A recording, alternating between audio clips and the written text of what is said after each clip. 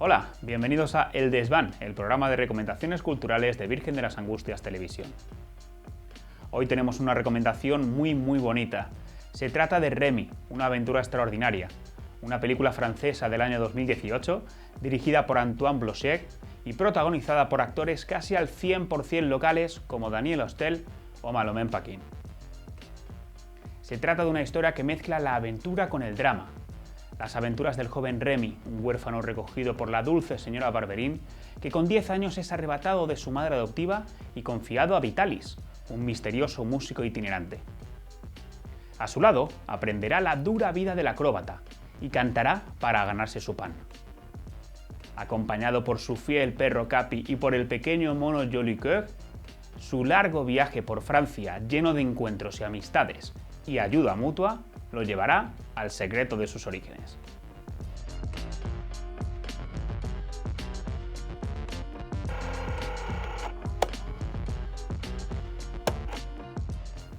Tenemos el privilegio de hablar con Juan Orellana. Él es doctor en Humanidades por la Universidad CEU San Pablo, licenciado en Filosofía por la Universidad Pontificia de Comillas, director del Departamento de Cine de la Conferencia Episcopal Española y también director de la revista digital de crítica de cine Pantalla 90. ¿Qué tal, Juan? ¿Cómo estás? Bienvenido. Muy buenas tardes. Muchas gracias, Federico. Bueno, Juan, de esta maravillosa película que estamos recomendando, de todos los valores que se pueden ver en ella, ¿cuál destacarías y por qué? ¿Qué es lo que nos puedes contar de esta película? Bueno, yo para hablar de esta película tengo necesariamente que irme a mi infancia, porque yo de pequeño leí el libro en el que se basa la película. El libro se llama Sin familia, que es un cuento del escritor francés Hector Malot.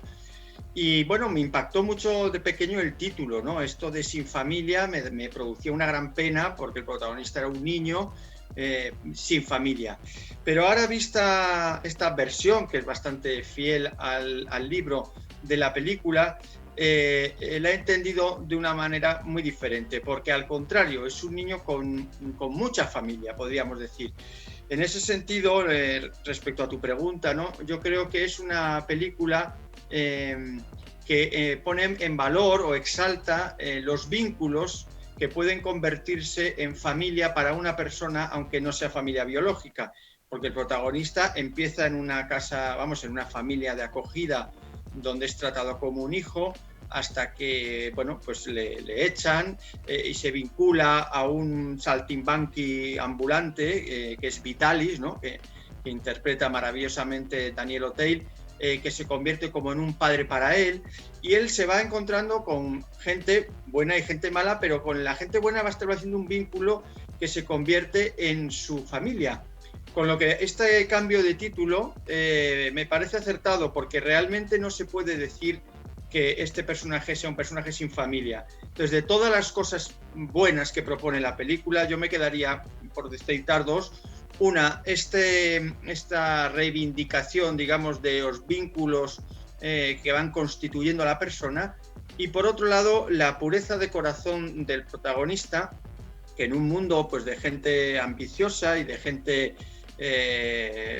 digamos, corrupta, él siempre está deseoso de encontrar amores puros, y eso lo va a mantener a lo largo de toda la historia, y me parece también un valor en el mundo que vivimos muy positivo y muy digno de ser, digamos, puesto sobre la mesa. Y luego la historia de Remy parece escrita por Charles Dickens, ¿no? ¿Qué similitudes crees que puede tener con alguna de las obras de este autor? Bueno, pues efectivamente es así. De hecho, yo recuerdo que cuando escribí la crítica dije que Hector Malot era una especie de Dickens francés, ¿no? Primero, evidentemente hay una similitud de época. Malot nace en 1830 y muere a principios del siglo XX, y por tanto ese siglo XIX lo comparte con Dickens. Y esa, digamos, predilección por retratar la vida feliz e infeliz, ¿no? La vida maltratada pero pura de un niño pobre, de un niño huérfano, es uno de los temas que comparten en muchas historias.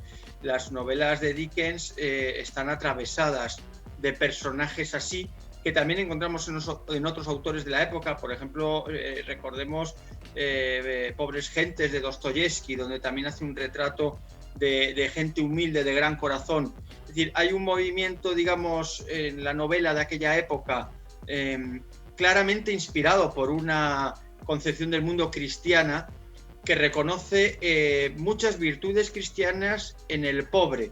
Es muy curioso porque ahora, tantísimos años después, el Papa Francisco vuelve a hacer, digamos, esta llamada atención, ¿no?, sobre los valores evangélicos de ser pobre, y por tanto de ser un necesitado, porque todos somos pobres y todos somos necesitados, y por tanto el mendigo de alguna manera encarna una posición ante la vida de la que todos debemos aprender.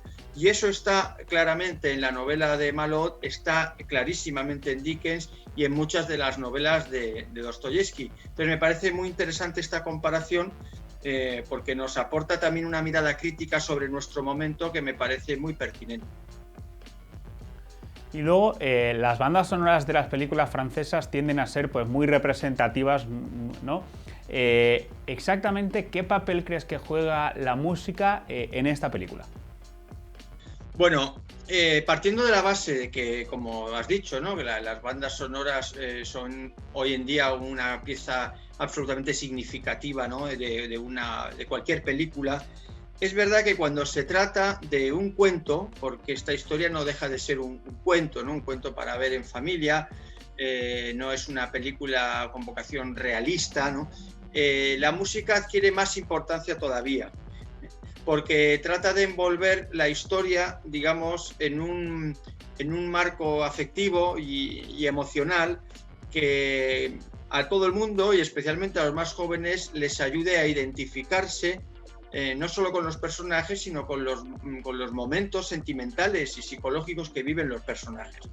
Por tanto, la banda sonora en este tipo de películas de fábulas o de cuentos es especialmente importante, y en esta película está también muy conseguido, o sea, porque sirve perfectamente al fin de transmitir pues las historias, los valores, los mensajes que quiere transmitir el director adaptando esta novela. O sea que yo creo que es una cosa que merece la pena efectivamente llamar atención sobre ello. Justamente por ahí iba mi siguiente pregunta. Has hablado un poco de la diferencia entre la novela, y la película.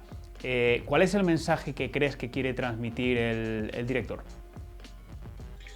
Bueno, yo creo que la película, aunque está ambientada lógicamente como la novela en otra época, es de mucha actualidad, porque vivimos en una época de muchos huérfanos morales, en el sentido de que no se trata de huérfanos biológicos, sino gente sola, gente sin referentes, mucha gente que ha convertido la soledad en una enfermedad, gente sin meta, gente sin rumbo. O sea, una sociedad muy disgregada, muy fragmentada, muy deteriorada, como la que vivimos. Y por tanto, se puede establecer claramente una metáfora entre lo que cuenta la película, aparentemente de otra época y de otras gentes, con el momento que vivimos. Y en ese contexto, el reivindicar los vínculos verdaderos, la amistad verdadera, la pureza de corazón, el tener fe en las personas, en creer en la posibilidad de un amor puro, de un amor auténtico, pues me parece que tiene la misma actualidad o más que la que tuvo cuando se escribió la novela original, ¿no? Por tanto, yo creo que no es un cuento del pasado, sino que nos permite hacer una transposición a temas que vivimos hoy en la calle con mucha actualidad y con una mirada esperanzada y positiva sobre el ser humano, de la que hoy estamos tan especialmente necesitados. Y por lo tanto, en este año 2021, este año de la esperanza que acabamos de entrar, ¿a qué público le recomendarías esta película? ¿A quién se la recomendarías? Bueno, yo creo que es una película eminentemente familiar.